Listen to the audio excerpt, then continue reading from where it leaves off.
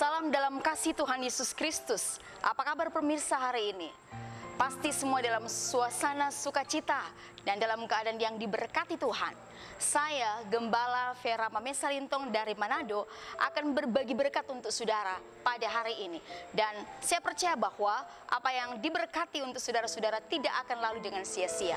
Saudara yang dikasihi Tuhan, kita pernah mendengar sebuah syair lagu yang mengatakan, wanita dijajah pria sejak dulu.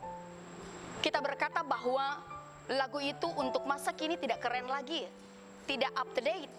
Apalagi di era postmodernisasi, di mana orang sudah lama mengetahui tentang apa arti emansipasi. Dan orang sudah banyak mengenal dan mengetahui ketika kebenaran firman Tuhan mengatakan bahwa kaum perempuan, kaum wanita diciptakan sama hak, martabatnya, posisinya, kedudukannya dengan kaum pria.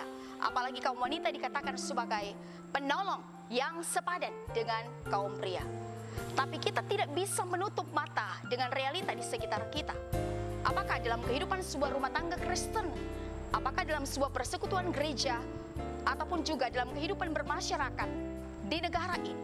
Bahkan ada beberapa daerah di belahan dunia ini, ternyata wanita masih mengalami seperti apa yang diungkapkan oleh syair lagu tadi.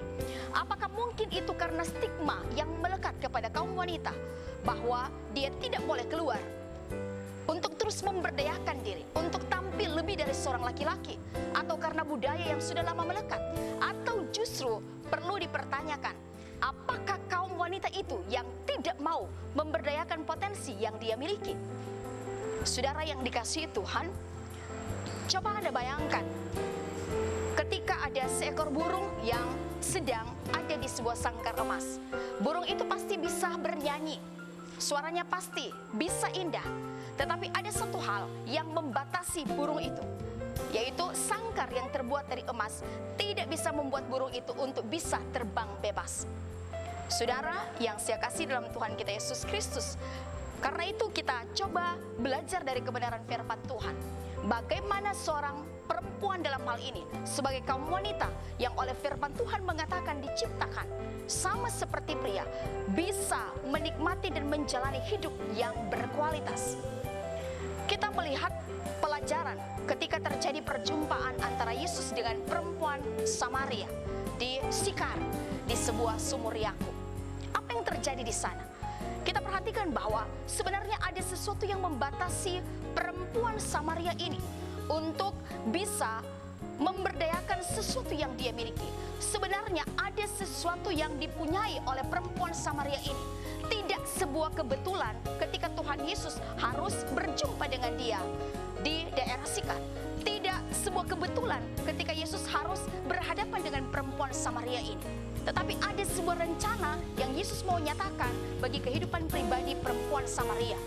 Saudara, kita belajar dari perjumpaan antara perempuan Samaria dan Yesus di sumur Yakub.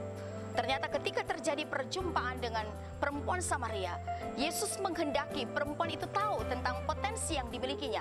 Dan ternyata perempuan itu sadar ketika dengan jujur dia mengakui kelemahannya, maka kemudian dia bisa mengenal potensi apa yang dimilikinya. Kalau kita membaca dalam Yohanes pasal yang keempat, perempuan ini kemudian membuka diri, menyambut Yesus dan bersaksi tentang Yesus. Demikian kita sebagai kaum perempuan, setelah kita telah mengalami perjumpaan dengan Yesus, wanita Kristen tidak boleh tinggal diam. Wanita Kristen harus semakin aktif, harus semakin kreatif, membuktikan bahwa kita ini sama-sama berjalan dengan kaum pria untuk memuliakan Tuhan. Buatlah yang terbaik hanya untuk menyenangkan hati Tuhan. Saya Gembala Vera Mamesa Lintong, salam damai sejahtera.